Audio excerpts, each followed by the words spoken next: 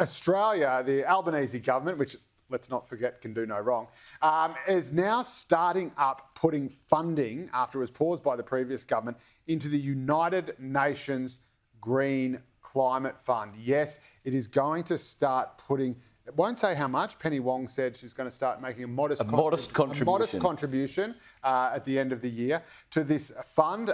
It's not so much the money itself, or it's not even the climate itself that the government is doing this for, but because this is something that Pacific Island nations really want. It's something they were cross at the previous government for not doing, because they think that if they stop putting money in, then they're all just going to end up underwater. And so it's actually a move to kind of safeguard these Pacific Island, our neighbours, Pacific Island nations, from Chinese influence. So there's a bit of a conundrum for the right. It's tough on China, but it's also money for the UN to tackle climate. What do we think? Well, I think, firstly, don't believe Penny Wong when she says modest contribution.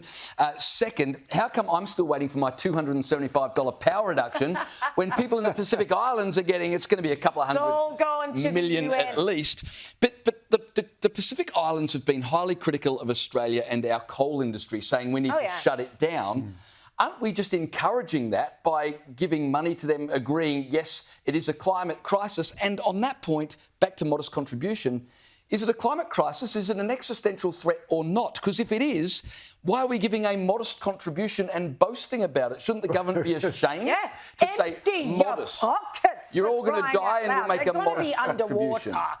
Yeah, no, exactly. This is just ridiculous on every scale. The fact that these guys are the recipients of foreign aid, but we're now being playing hangman with these guys. Like, we've got to keep them happy. Yeah, right. Meanwhile, China already has a far greater foothold in these countries than we do. Like, they genuinely do, because they've got deep pockets, they're extremely generous, and the Pacific Islanders have shown time and time again that they're more than welcome to take China's helping hand, shall we say, and every time they do that, it's a slap in the face to us. And our foreign aid that we've been pouring in.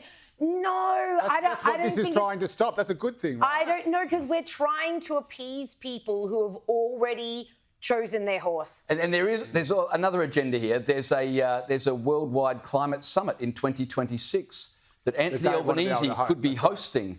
And why wouldn't you pay a couple of $100 billion of taxpayer money so you could have the privilege of... It's just like the IOC. It's like, here you go. Everyone's just trying to afford food, and our government's just like millions to the UN.